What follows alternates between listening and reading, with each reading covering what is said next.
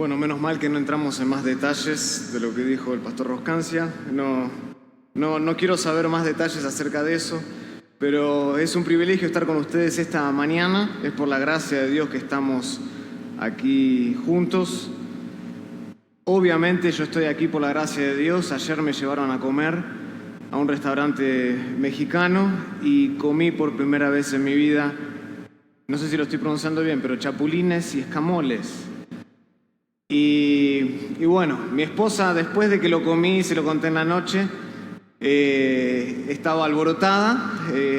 Gracias a Dios me levanté esta mañana y me levanté bien, así que les agradezco, pero la verdad que lo disfruté el tiempo ayer con algunos exalumnos del seminario bíblico Palabra de Gracia, y qué lindo es poder estar no solo aquí escuchando la predicación de la Palabra de Dios, pero también tener tiempo para crecer en comunión unos con otros, alentarnos a seguir haciendo la obra del ministerio y a seguir peleando la buena batalla.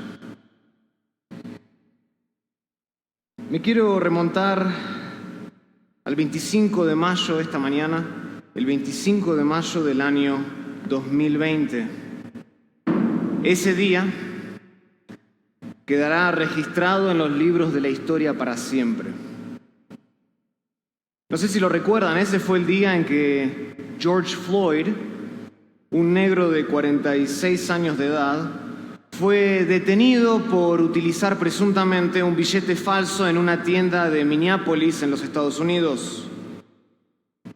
Este hombre falleció mientras un agente de la policía de tez blanca presionaba su cuello con una de sus rodillas casi por 9 minutos.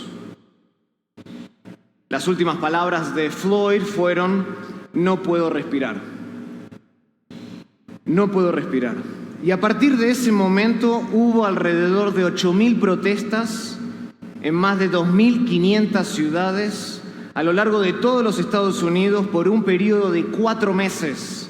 8.000 protestas mínimo en más de 2.500 ciudades durante 4 meses a raíz de la muerte de este hombre, cuyas últimas palabras fueron: "No puedo respirar". Y aquella serie de incidentes violentos, junto con el grito de guerra de varios manifestantes a defund the police, a desmantelar la policía, tuvo una especie de shock en el cristianismo a lo largo de todos los Estados Unidos y por supuesto a nivel mundial también. Y ese incidente y todo lo que vino después, a raíz de esa muerte de George Floyd, puso al descubierto, en términos concretos, la profunda inestabilidad social que hay en nuestra cultura. Y la verdad es que es esto, hermanos: la creciente tensión étnica es un problema real en la actualidad. Es un problema real. Y la muerte de George Floyd puso al descubierto simplemente algo que ha estado presente por muchos años. Pero no es un problema nuevo. La tensión étnica, el problema racial, no es un problema nuevo. De hecho, la primera comunidad cristiana tuvo que enfrentarse a esta realidad del pecado. En su mejor momento, por así decirlo, cuando la iglesia poseía una pureza de devoción a Cristo sin precedentes y gozaba de una comunión muy íntima, cuando había recién nacido, por así decirlo, en Hechos 2, se vio amenazada desde adentro por un problema racial. Y nosotros encontramos este relato en el libro de Hechos, y quiero que me acompañen a Hechos capítulo 6. Porque Hechos capítulo 6, del 1 al 7, relata los detalles de esta crisis que fácilmente pudo haber dividido a la iglesia recién nacida, algo que habría sido realmente desastroso, algo que habría sido un bochorno. Hechos capítulo 6.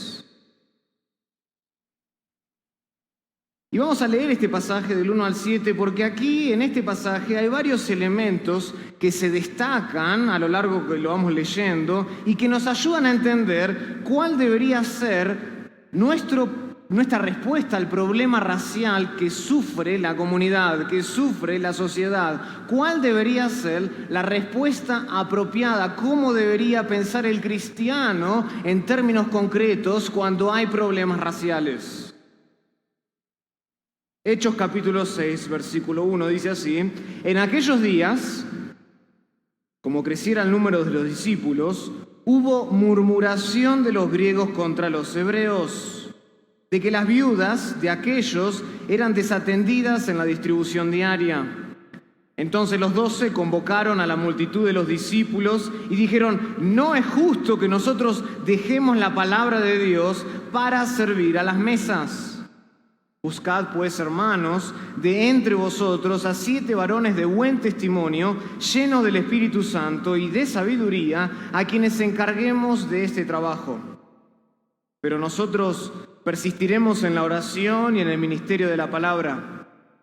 Agradó entonces la propuesta a toda la multitud y eligieron a Esteban, varón lleno de fe y del Espíritu Santo, a Felipe, a Prócoro, a Nicanor, a Timón, a Parmenas y a Nicolás, prosélito de Antioquía, a los cuales presentaron ante los apóstoles, quienes orando les impusieron las manos. Noten versículo 7. Y crecía la palabra del Señor y el número de los discípulos se multiplicaba grandemente en Jerusalén, y también muchos de los sacerdotes obedecían a la fe. Oremos al Señor. Querido Padre, venimos delante de ti a esta mañana para que nos instruyas a través de tu santa palabra. Que nos llenes, Señor, con tu palabra. Que cambies de nuestra manera de pensar, que afectes nuestras motivaciones. Que alteres, Señor, nuestros sentidos para que podamos pensar de la misma manera que tú piensas. Y que podamos abordar problemas y encontrar soluciones a problemas en este mundo de la misma manera que tú lo harías. Danos sabiduría celestial. Eso es lo que venimos a buscar esta mañana ante un problema que ha estado en el mundo desde el principio y que ha afectado a muchas familias y muchas sociedades y muchas culturas, y ciertamente en esta cultura postmoderna de hoy está afectando a muchas iglesias. Guíanos, Señor, en tu verdad esta mañana. Lo pedimos todo esto en el nombre de Jesús. Amén. Entonces, este pasaje de Hechos 6, otra vez, relata los detalles de esta crisis que pudo fácilmente haber dividido aquella iglesia cuando estaba recién nacida en un estado de devoción único al Señor. Y he titulado este mensaje La respuesta al problema racial. ¿Cuál es la respuesta al problema racial que la iglesia debe dar de acuerdo a la Biblia? Y lo primero que Lucas identifica aquí es el reto, y ese es mi primer punto. Y estos puntos nos van a servir como guía a lo largo del sermón, y quiero que vean el reto, el desafío. Eso es lo primero que Lucas identifica en Hechos capítulo 6. Noten versículo 1. Dice así la palabra de Dios: en aquellos días, como creciera el número de los discípulos, dice que hubo murmuración de los griegos contra los hebreos, de que las viudas de aquellos eran desatendidas en la distribución diaria. Ahora, no es posible realmente determinar el año exacto o la ocasión a la que se está refiriendo Lucas en este versículo. Muy probablemente Lucas está describiendo aquí el tiempo que siguió al juicio contra los apóstoles y su liberación, los cuales están relatados anteriormente en Hechos capítulo 5, del 17 al 42. ¿Recuerdan? Versículo 17, voy a leerlo por una cuestión de contexto. Dice: entonces, levantándose el sumo sacerdote y todos los que estaban con él, esto es, la secta de los saduceos, se llenaron de celos y echaron mano a los apóstoles y los pusieron en la cárcel pública. Y después nosotros vemos y leemos en este relato que un ángel los saca de la cárcel y ellos se vuelven a reintegrar en el templo y enseñaban constantemente, y cuando los van a buscar en la cárcel no los encuentran y los vuelven a aprender otra vez, y hay una especie de juicio hasta que interviene en su momento Gamaliel y los dejan ir, les piden que los intimaron realmente. En el versículo 40 dice a que no hablasen en el nombre de Jesús y los pusieron en libertad. ¿Y qué hacen? Salen afuera y continúan predicando. Me encanta.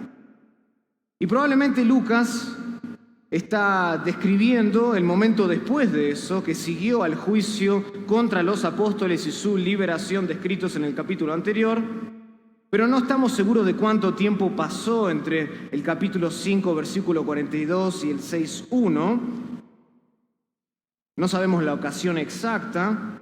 Tampoco es posible establecer concretamente cuántos eran los miembros de la iglesia de Jerusalén en aquel entonces.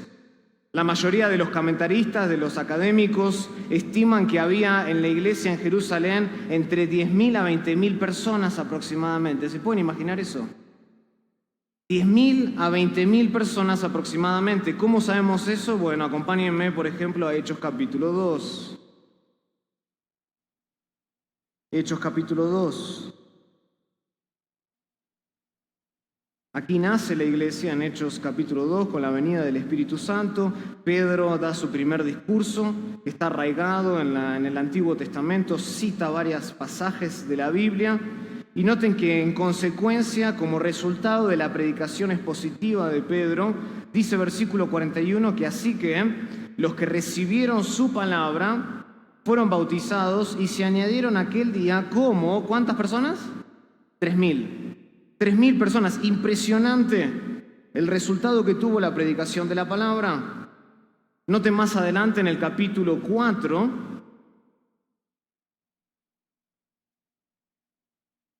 versículo 1, hablando de ellos al pueblo, vinieron sobre ellos los sacerdotes con el jefe de la guardia del templo y los saduceos, resentidos de que enseñasen al pueblo y anunciasen en Jesús la resurrección de entre los muertos, y les echaron mano y les pusieron en la cárcel hasta el día siguiente, porque ya era tarde. Noten versículo 4. Pero muchos de los que habían oído la palabra y creyeron, y el número de los varones era como ¿qué? Como 5.000. Y noten que está hablando solamente de los varones, no está incluyendo a mujeres en esta ecuación. O sea, tenemos 3.000 a la respuesta de Pedro en Hechos 2, en Hechos 4 vemos la respuesta a la predicación de la palabra de Dios y sabemos que hubieron 5.000 varones, probablemente el doble si incluimos mujeres. Capítulo 5, versículo 12 dice: y por la mano de los apóstoles se hacían muchas señales y prodigios en el pueblo, y estaban todos unánimes en el pórtico de Salomón. De los demás ninguno se atrevía a juntarse con ellos, mas el pueblo los alababa grandemente, y los que creían en el Señor aumentaban más, gran número así de hombres como de mujeres. O sea, a la luz del capítulo 2, 4 y 5, muchos comentaristas llegan a la conclusión de que la iglesia en Jerusalén para la época de Hechos 6, aunque no sabemos el año concretamente ni la ocasión específicamente, debería tener entre 10.000 a 20.000 miembros. Increíble. Pero a pesar de que el texto no nos da detalles en cuanto al tiempo o en cuanto a la cantidad de personas que había en esa iglesia, una cosa es clara en el texto. El crecimiento de la iglesia era imparable. El crecimiento de la iglesia en el primer siglo era imparable.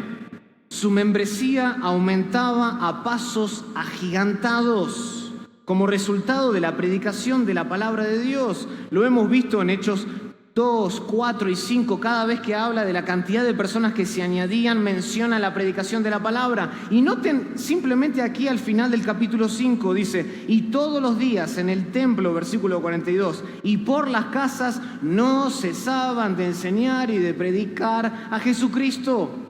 La iglesia se dedicaba a una cosa, entre muchas, primordialmente, y era a enseñar y predicar a Jesucristo. Y como resultado, el crecimiento que experimentaba era imparable. Jerusalén estaba siendo saturada completamente con el evangelio de Jesucristo. De hecho, escuchen las palabras cuando los apóstoles se tienen que reunir con este concilio, en el capítulo 5, versículo 27. Escuchen lo que dicen. Cuando los trajeron, los presentaron en el concilio y el sumo sacerdote les preguntó. Y escuchen lo que le pregunta el sumo sacerdote, diciendo, versículo 28, ¿no os mandamos estrictamente que no enseñaseis en ese nombre, en el nombre de Jesús? Y ahora, dice el sumo sacerdote, habéis llenado a Jerusalén de vuestra doctrina y queréis echar sobre nosotros la sangre de ese hombre. Noten que Jerusalén estaba siendo completamente saturada con el evangelio de Cristo Jesús. De modo que había cada vez más personas que creían en Cristo y se añadían a la iglesia por el poder vivificante de la palabra de Dios. Y aunque eso es bueno y es una bendición, el tamaño de la congregación empezó a ser un problema. ¿Se pueden imaginar 10.000 a 20.000 personas? Obviamente era una cuestión de tiempo hasta que esto sucediera, algo así sucediera. Cuanto más miembros tiene una iglesia, mayor es la probabilidad de que existan problemas. Y evidentemente lo que vemos en Hechos 6 es que los apóstoles ya no podían manejar la carga del ministerio. La iglesia había crecido con números nunca antes vistos. Y el problema más concretamente con el cual ellos estaban lidiando es que algunas viudas de la iglesia en Jerusalén estaban siendo, dice el versículo 1, desatendidas. Desatendidas. Las viudas de aquellos estaban siendo desatendidas. Ahora, la idea más básica de este verbo, que aparece solamente aquí en todo el Nuevo Testamento, significa pasar por alto. Significa descuidar. Aparentemente la iglesia había crecido a tal punto que había murmuración, dice, de que algunas de las viudas estaban siendo pasadas por alto. Sea esto cierto o no, esa era la causa de la murmuración. Algunas mujeres estaban siendo descuidadas. Habían varias viudas dentro de la congregación en Jerusalén que se sentían especialmente ignoradas durante la distribución diaria de los alimentos, algo que era esencial para la supervivencia de ellas, especialmente en el primer siglo. Hoy una viuda puede sobrevivir de muchas maneras. En aquella época una viuda estaba totalmente a la entrega y a la merced de la benevolencia de la sociedad, de la cultura. Hoy no es así, hoy tenemos bancos, hoy tenemos maneras de luchar contra la falta de empleo. Así que era esencial que las viudas reciban alimentación y algún tipo de sostén en la distribución diaria de los alimentos. Y algunas de ellas se sentían especialmente ignoradas. Ahora, cuando vemos esto y lo comparamos con lo que pasó al principio, cuando nació la iglesia, esto no era así al principio. De hecho, en el estado más puro de la iglesia, en Jerusalén, la Biblia indica que los miembros no decían tener nada propio y compartían sin reserva lo que tenían con los más necesitados. Por ejemplo, acompáñenme a Hechos 2. Hechos 2. Nosotros leímos el versículo 41, noten versículo 42, esos 3.000 perseveraban en la doctrina de los apóstoles, en las enseñanzas de los apóstoles, en la comunión unos con otros, en el partimiento del pan y en las oraciones, y dice que sobrevino temor a toda persona y muchas maravillas y señales eran hechas por todos los apóstoles. Y todos los que habían creído estaban juntos, dicen. Había un estado de unión, de unanimidad, y tenían en común, escuchen, todas las cosas, y vendían sus propiedades y sus bienes, y lo repartían a todos según o de acuerdo a la necesidad de cada uno. O sea, si habían viudas que tenían más necesidad que otros, por supuesto, ellas iban a recibir estos bienes. Acompáñenme al capítulo 4.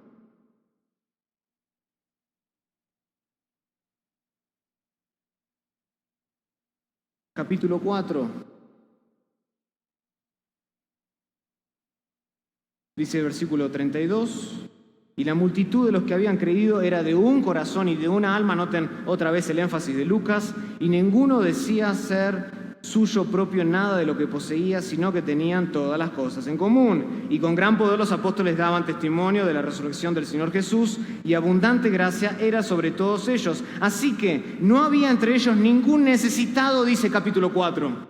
Porque todos los que poseían heredades o casas las vendían y traían el precio de lo vendido y lo ponían a los pies de los apóstoles y se repartía a cada uno según su necesidad. Noten el principio, en el capítulo 2 y en el capítulo 4 vemos que la iglesia en su nacimiento, en su estado más puro, repartía los bienes y dice el texto que no había necesidad. Pero para Hechos 6... o sea, con el paso del tiempo, algo empezó a cambiar. La iglesia, podemos ponerlo de esta manera, empezó a experimentar dolores de crecimiento, como lo hace un niño. Empezó a experimentar dolores de crecimiento y la espiritualidad de algunos disminuyó. Tanto así, dice el texto, que empezaron a surgir quejas de uno de los grupos dentro de la congregación que decía que no era favorecido a expensas de otros. Y por un lado, acá están los dos grupos, noten, versículo 6. Dicen, aquellos días, como creciera el número de los discípulos, hubo murmuración de los griegos contra los hebreos. Aquí están los dos grupos. Por un lado estaban los griegos. Los griegos eran judíos que habían optado por la cultura griega y el idioma griego y generalmente no hablaban el hebreo, ni mucho menos el arameo. Y por el otro lado estaban los hebreos, dice.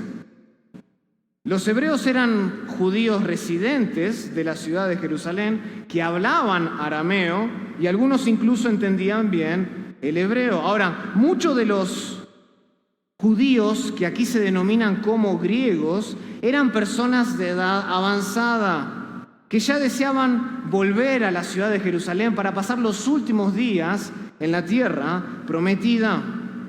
Y nosotros sabemos esto por lo que acontece y lo que sucede en Hechos capítulo 2 con la venida del Espíritu Santo en Pentecostés. Pueden leerlo después, lean los versículos del 5 al 11 y van a ver que se juntó no solo personas que vivían en Jerusalén, sino que vivieron judíos y gentiles de otros lados de la tierra. Ahí estaban incluidos los judíos que aquí se hacen llamar griegos.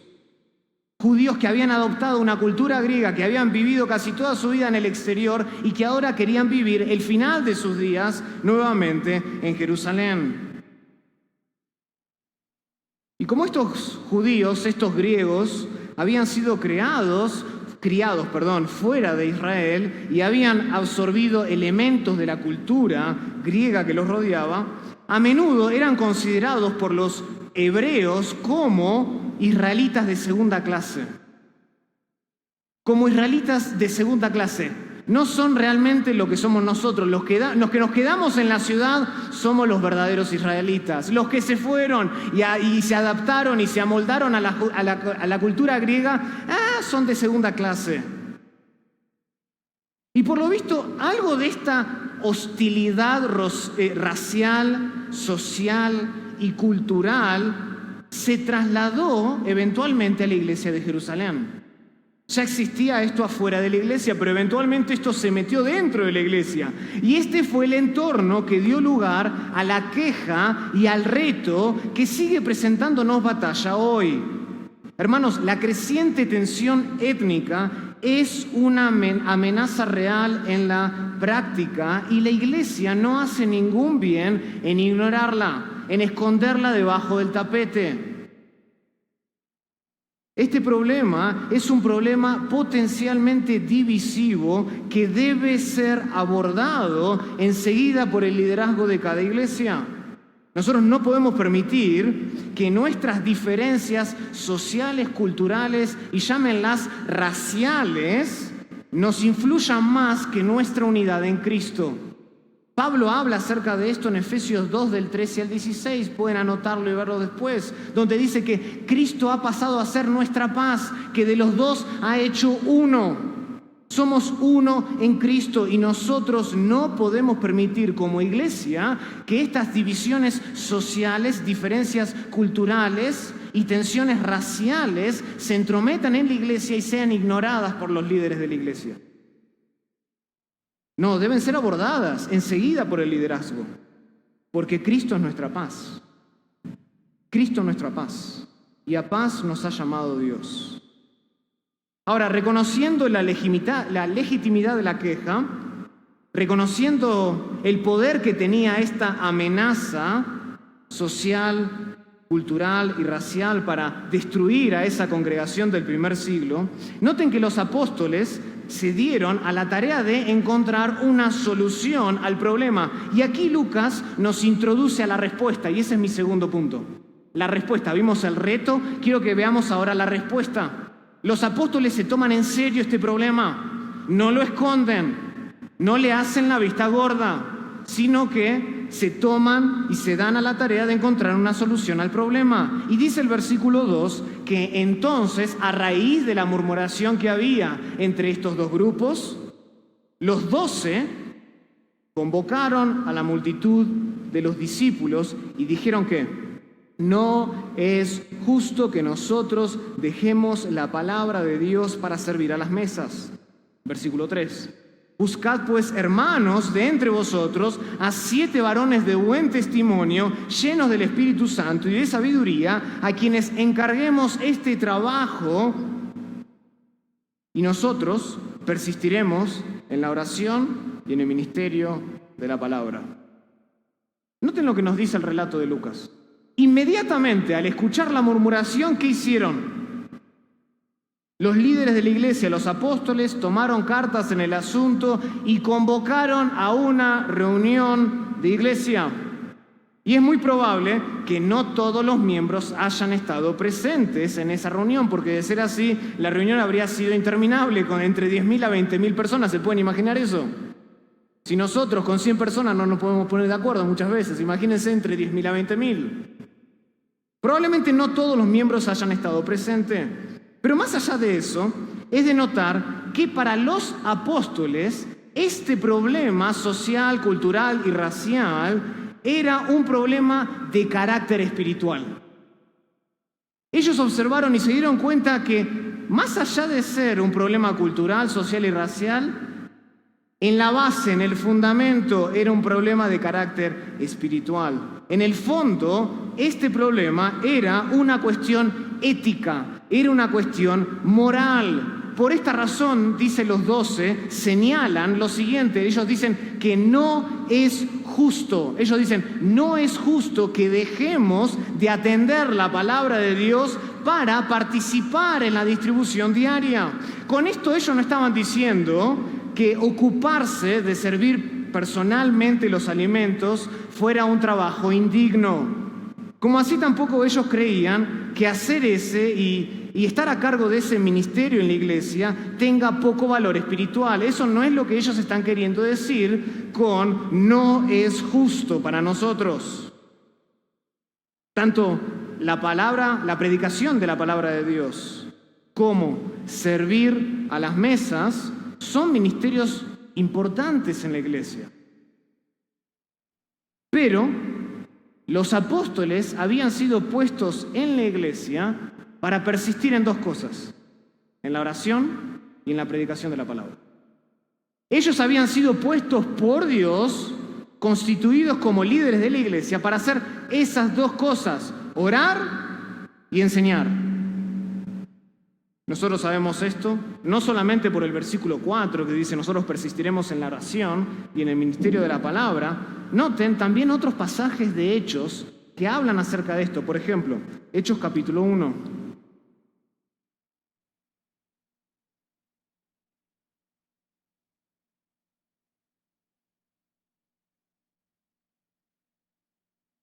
Hechos capítulo 1. Dice que volvieron a Jerusalén desde el monte que se llama del Olivar, versículo 12, y entrados, versículo 13, subieron al aposento alto donde moraban Pedro, Jacobo, y da la lista, ¿no? Y noten lo que dice el versículo 14. Y todos estos perseveraban unánimes ¿en qué? En la oración y en el ruego.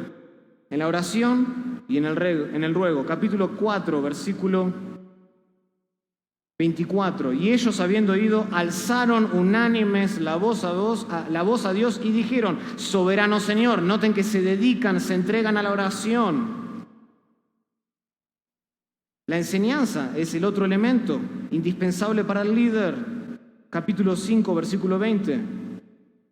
Id y puestos en pie en el templo, anunciad al pueblo todas las palabras de esta vida. Versículo 42, que ya lo habíamos leído. Y todos los días en el templo y por las casas no cesaban de enseñar y de predicar a Jesucristo. O sea, es claro que Dios había puesto a los apóstoles como líderes de la iglesia en Jerusalén para persistir en estas dos cosas, en la oración y en la enseñanza. Por eso es lo que dicen en el versículo 4, ellos querían persistir en eso. Ellos consideraban inmoral el hecho de dejarse distraer por otros deberes y no cumplir con la prioridad del llamado, que consistía en perfeccionar a los santos para la obra del ministerio. En ese consistía su llamado. Y eso es lo que ellos quieren decir con la palabra no es justo. No es justo que nosotros dejemos de dedicarnos a la oración. No es justo que nosotros dejemos de enseñar la palabra. ¿En qué sentido? En un sentido moral y ético. No es, literalmente la palabra dice, no es agradable. No es agradable ante los ojos de ¿quién? Ante los ojos de Dios, que les había dado un llamado y ciertas especificaciones como líderes. Ellos debían cumplir su llamado ante Dios, y ante Dios debían dedicarse a la oración, debían dedicarse a la enseñanza primordialmente y no dejarse distraer por esa creciente lista de supuestas prioridades en la iglesia. Ahora, el problema no estaba del todo resuelto. Porque si bien es cierto que ellos habían sido llamados a perseverar en la oración y en el ministerio de la palabra, todavía existía el problema. El ministerio necesitaba algún tipo de supervisión porque había llegado a un punto crítico con tantas personas. Entonces los apóstoles, noten cuál es la respuesta de ellos, qué es lo que proponen. Ellos proponen un plan que era tanto espiritual como práctico. Y el plan consistía en esto. La congregación de Jerusalén debía buscar 7 varones, dice el texto. 7 varones que fueran respetados y controlados por el Espíritu Santo. Dice, llenos del Espíritu Santo y de sabiduría. Hombres respetados, hombres controlados por el Espíritu de Dios. Noten que estas son las únicas 2 condiciones para estar a cargo de ese ministerio. Tenían que ser, por un lado, hombres comprometidos, de reputación honorable, dignos de confianza, como se requiere así también de los ancianos y de los diáconos, como vemos en 1 Timoteo 3 y en Tito 1. Tenían que ser hombres de reputación honorable. Esto quiere decir que no podían ser hombres recién convertidos, sino que tenían que ser miembros probados en el tiempo y bien conocidos. ¿Por qué? Porque se les iba a confiar a ellos grandes cantidades de dinero para comprar alimentos y así distribuirlos entre aquellos que más necesitaban los alimentos en la iglesia en Jerusalén. Pero por sobre todo, noten que dice el texto que estos hombres, versículo 3, debían estar llenos del Espíritu Santo y ¿de qué? Y de sabiduría. Llenos del Espíritu Santo y de sabiduría. Hermanos, escuchen, esta es la condición más básica para determinar la espiritualidad de un miembro. Que esté lleno del Espíritu Santo y de sabiduría. Esta es la condición más básica para determinar si un miembro es elegible y si puede participar de cualquier ministerio dentro de la iglesia, que esté lleno, que esté controlado por el Espíritu de Dios. ¿Y cómo sabemos cuál es un miembro que está controlado por el Espíritu de Dios? Acompáñenme a Efesios 5.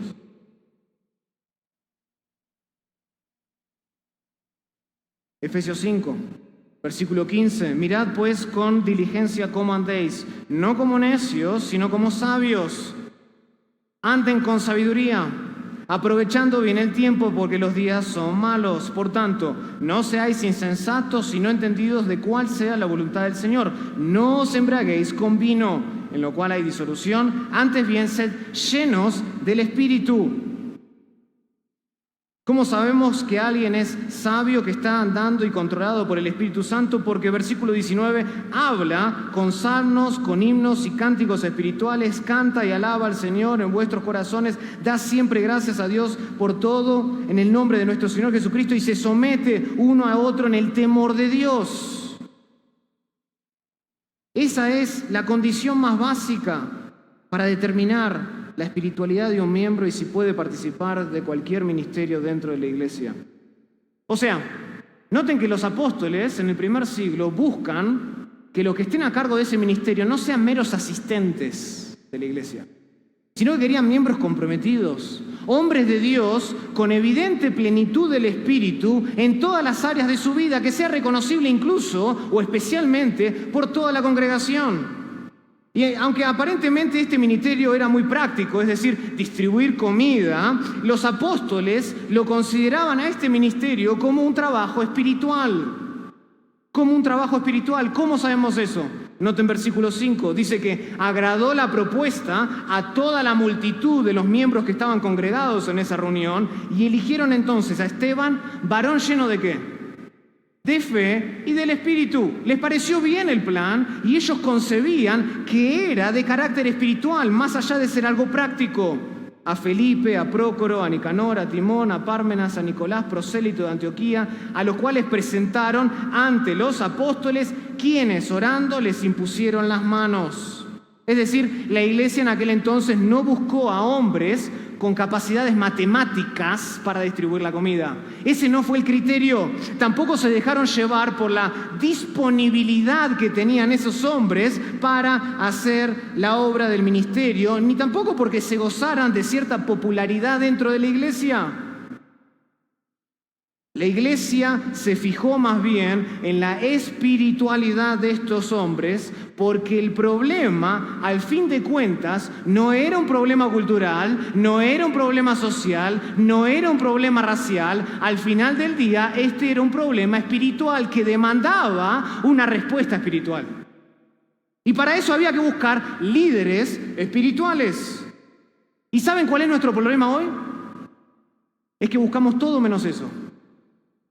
Hoy buscamos todo menos eso. Hoy nosotros promovemos a personas que tienen grandes talentos para hacer ministerio. Nosotros promovemos a personalidades fuertes en la iglesia, alguien que tiene mucho dinero en la iglesia, gente que es exitosa. Tal vez promovemos gente que tiene mayor color o mayor cantidad de melanina en la piel, nos dejamos llevar por lo que es aceptable socialmente hablando, porque nos queremos amoldar a la cultura y a los estándares del mundo, pero eso no es lo que la iglesia estaba buscando en el primer siglo.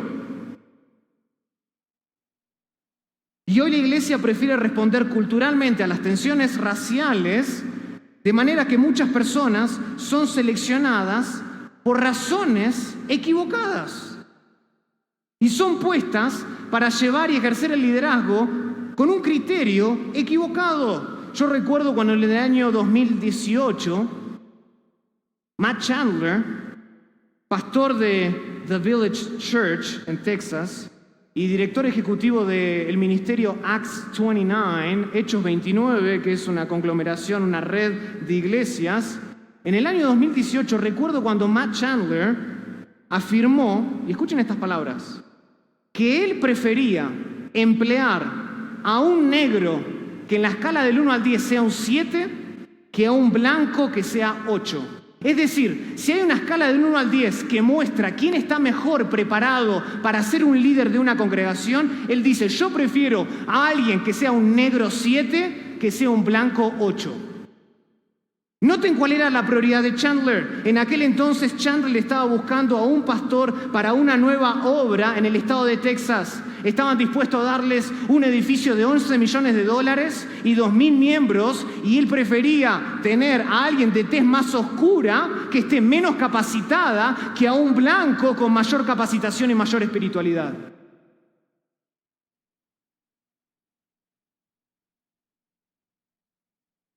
Hoy nosotros buscamos acciones afirmativas, buscamos la reparación.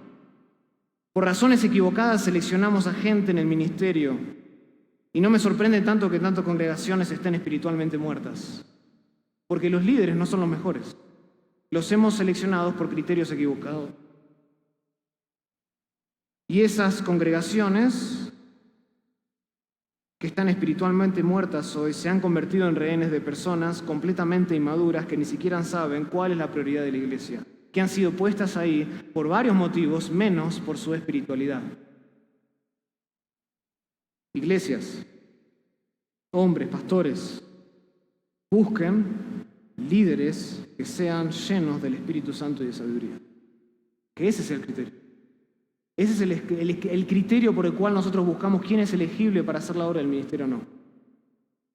Que esté lleno, controlado completamente, que tenga un carácter reconocido, que goce de que la gente sepa que es un hombre maduro, espiritualmente hablando. No pongan personas en el ministerio por criterios equivocados. Esa no fue la respuesta de la iglesia en el primer siglo, ni tampoco debería ser la nuestra. El último elemento. El último elemento que se destaca en este pasaje es el resultado. Vimos el reto o el desafío, vimos la respuesta de los apóstoles, los líderes de la iglesia, juntamente con la congregación ante el desafío que había social, cultural y racial. Y ahora quiero que vean cuál es el resultado. ¿Cuál es el resultado de responder bíblicamente al problema? Noten versículo 7. Y crecía, dice, la palabra del Señor, y el número de los discípulos se multiplicaba grandemente en Jerusalén, y también muchos de los sacerdotes obedecían a la fe. Noten que aquí Lucas interrumpe la narrativa con un breve informe sobre el progreso que tenía la iglesia en el primer siglo. Y este es el primero, en realidad, de 6 informes semejantes que aparecen a lo largo del libro de Hechos y sirven para dividir el libro de Hechos en secciones que cubren en promedio 5 años cada una. Este es el primero. Noten, por ejemplo, en Hechos capítulo 9, es el segundo informe que nos da Lucas, que quiebra el pasaje. Hechos 9, versículo 31, dice: entonces las iglesias tenían paz por toda Judea, Galilea y Samaria, y eran edificadas andando en el temor del Señor, y se acrecentaba fortalecida por el Espíritu Santo.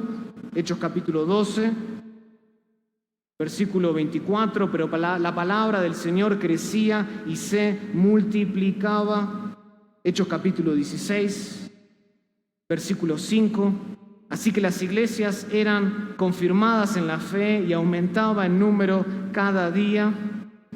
Capítulo 19,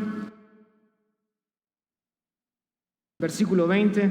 Así crecía y prevalecía poderosamente la palabra del Señor. Y por último, lo vemos en el capítulo 28, versículo 30 y 31. Y Pablo permaneció 2 años enteros en una casa alquilada y recibía a todos los que a él venían, predicando el reino de Dios, y enseñaba acerca del Señor Jesucristo abiertamente y sin impedimento. Noten, 6, en realidad 7 si contamos desde el capítulo 6, versículo 7, estos informes que dividen el libro de Hechos en secciones que abarcan aproximadamente 5 años en promedio, y este es el primero. Hechos capítulo 6, versículo 7 es el primer quiebre en la narrativa, el primer informe. Él interrumpe Lucas a propósito la narrativa y nos dice qué es lo que estaba pasando hasta aquel entonces. Y por su posición, porque es el primero, Hechos 6, 7 es especialmente relevante. Y su relevancia, creo yo, está en que conecta el crecimiento continuo de la iglesia en Jerusalén con la respuesta al problema que había suscitado entre los judíos griegos y entre los hebreos en aquella congregación. Lucas interrumpe la narrativa y nos muestra el progreso hasta aquel momento, y este es el primero, y conecta de alguna manera y dice así, porque respondió la iglesia bíblicamente. Noten lo que pasó, versículo 7, seguía creciendo. Como resultado de responder espiritualmente a la hostilidad racial, cultural y social que se había avecinado e intrometido en la iglesia, ¿qué pasó? Los apóstoles pudieron dedicarse por completo a la oración y a la enseñanza de la palabra. Y como los apóstoles se dedicaron a eso por completo, ¿qué es lo que sucedió? Bueno, esto trajo resultados concretos, trajo varias consecuencias prácticas. Y noten, el texto nos da 3 cosas que pasó. Este informe, versículo 7. Lo primero que dice, en primer lugar dice que la palabra de Dios creció. Noten, y crecía la palabra del Señor. A consecuencia de que respondieron bíblicamente y los apóstoles y los líderes se pudieron deleitar y dedicar a lo que tenían que hacer, dice que la palabra del Señor crecía. La idea aquí es que las diferencias no pudieron detener el crecimiento explosivo de la iglesia. Seguía creciendo a pasos agigantados. Y esto queda claro en el tiempo imperfecto del primer verbo en griego, que literalmente dice que continuaba creciendo. Es decir, y continuaba creciendo la palabra del Señor.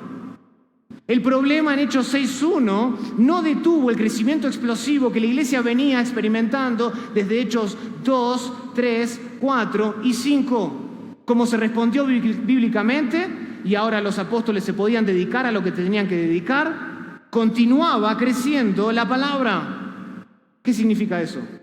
Que la palabra del Señor continuaba creciendo. Por supuesto, esto no puede significar que nuevos libros, o no significa en este caso que nuevos libros estaban siendo agregados al Nuevo Testamento necesariamente, sino que lo que significa es que la congregación aquí se estaba consolidando en la medida en que la palabra del Señor era enseñada por los apóstoles. Y esta expresión, la palabra del Señor continuaba creciendo, es en sí misma muy valiosa para nosotros hoy, porque nos recuerda a nosotros que el verdadero crecimiento de la iglesia está ligado primordialmente con la predicación de la palabra y con nada más. El crecimiento de la iglesia está ligado primordialmente con la enseñanza de la palabra de Dios, con ese ministerio. Noten cuál es el énfasis. Noten que el énfasis, lo que viene primero no es el número de los discípulos. Lo que viene primero es que la palabra de Dios continuaba creciendo. Algo que Pablo le recalca a Timoteo, ¿se acuerdan? Lo vimos en 2 Timoteo capítulo 4, del 1 al 5. Timoteo predica la palabra. Encárgate de esto, primordialmente. Esa es la primera consecuencia. Que la palabra del Señor continuaba creciendo. Se fortalecía, se robustecía la enseñanza de los apóstoles. La segunda consecuencia, noten, la segunda consecuencia de haber respondido espiritualmente es que la membresía de la iglesia se multiplicó en extremo. Versículo 7, y continuamente crecía la palabra del Señor y el número de los discípulos, dice, se multiplicaba grandemente en Jerusalén. Otra vez, Lucas aquí utiliza un verbo imperfecto en griego para expresar que el número de los discípulos aumentaba continuamente. Así como la palabra de Dios se engrandecía continuamente, la membresía de la iglesia en Jerusalén aumentaba continuamente también. Es el resultado directo de la palabra de Dios. Está claro que Dios estaba bendiciendo el ministerio de la palabra en Jerusalén. Pero también había un crecimiento extraordinario en la membresía de la iglesia porque los problemas se estaban abordando de la manera correcta. La iglesia estaba haciendo lo que tenía que hacer y estaban respondiendo como debían responder a los problemas, y a la luz de eso, la membresía crecía. Y más personas, nos dice el texto, que querían integrarse a esta congregación, porque en última instancia confiaban no solo en la palabra, confiaban también en el criterio espiritual de los líderes. Confiaban en el criterio espiritual de los líderes de la iglesia, tal como queda registrado en Hechos capítulo 6, versículo 5. Noten que después de la propuesta de los líderes de la iglesia a la iglesia, dice el versículo 5, agradó la propuesta a toda la multitud. La iglesia, la membresía, confiaba en el criterio espiritual de sus líderes. Había un sentido real de unidad en la iglesia que traspasaba los límites sociales, culturales de los miembros. Y este era el resultado directo del liderazgo espiritual de los apóstoles, que promovían la paz con todas sus decisiones. Promovían la paz. Promovían la paz con sus decisiones espirituales. Por último, noten la tercera y última consecuencia del versículo 7 de Hechos 6, dice que muchos sacerdotes se convirtieron. Al final dice también muchos de los sacerdotes obedecían a la fe. Por alguna razón la Reina Valera no lo traduce de esta manera, pero el texto literalmente dice que fue una multitud de sacerdotes la que se unió a la iglesia en Jerusalén. Una multitud de sacerdotes la que se unió a la iglesia en Jerusalén. A primera vista esto no puede parecernos importante a nosotros, pero cuando nosotros vamos leyendo el relato de Hechos desde el principio, ¡wow! Esto es maravilloso. Esto es increíble. Esto es increíble. Esto es increíble cuando nosotros consideramos que en Hechos 4 fueron precisamente los sacerdotes quienes arrestaron y amenazaron a Pedro y a Juan por predicar la palabra. Acompáñenme a Hechos 4.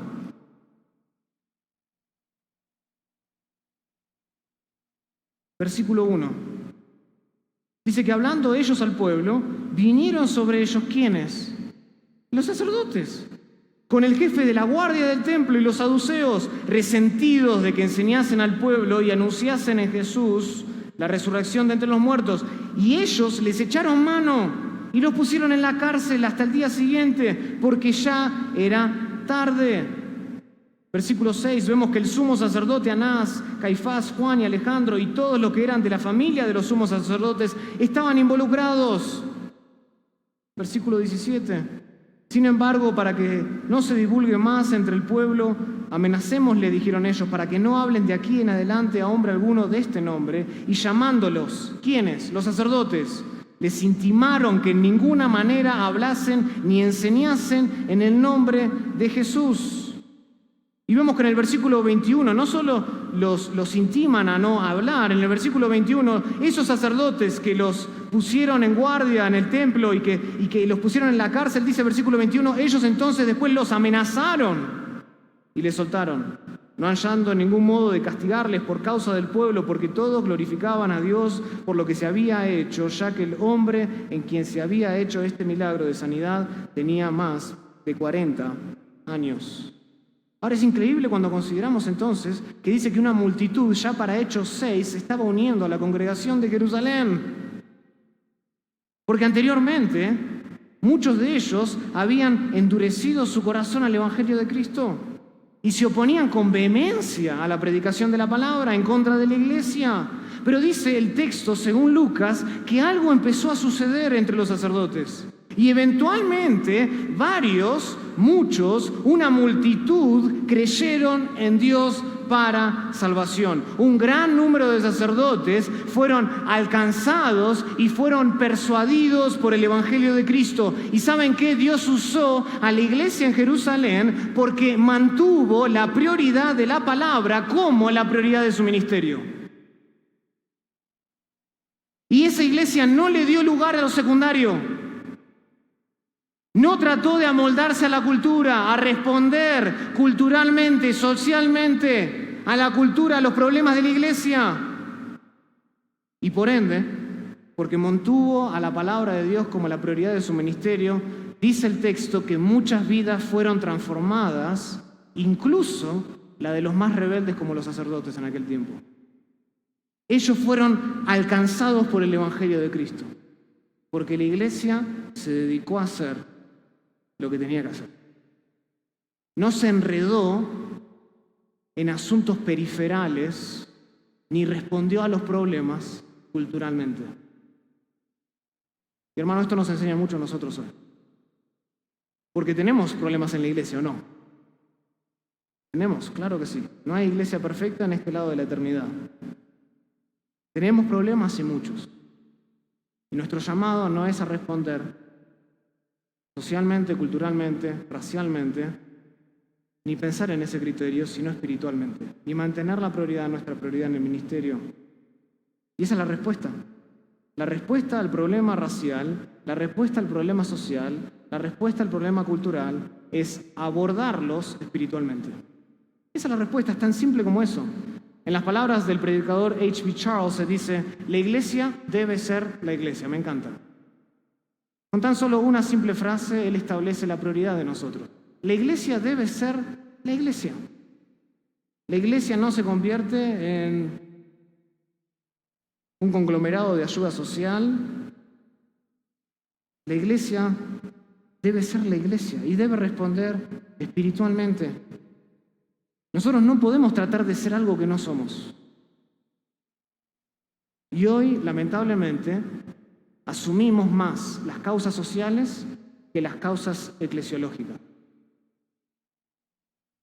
Asumimos más las causas culturales y salimos a marchar a la iglesia muchas veces o afuera que las causas que realmente importan, las eclesiológicas, las de la iglesia. Hermanos, nuestro deber es predicar la palabra porque solo el Evangelio es poder de Dios para salvación y puede transformar incluso al más rebelde como los sacerdotes en aquel tiempo. Solo así se pueden superar verdaderamente nuestras diferencias en la iglesia, sean sociales, culturales o raciales, cuando la iglesia se dedica a ser la iglesia. Oremos al Señor. Querido Padre, te damos gracias por tu palabra.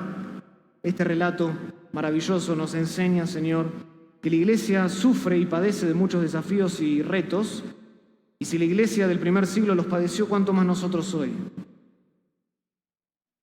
Pero tú has puesto líderes en la iglesia que deben tener el carácter de 1 Timoteo 3 y de Tito 1,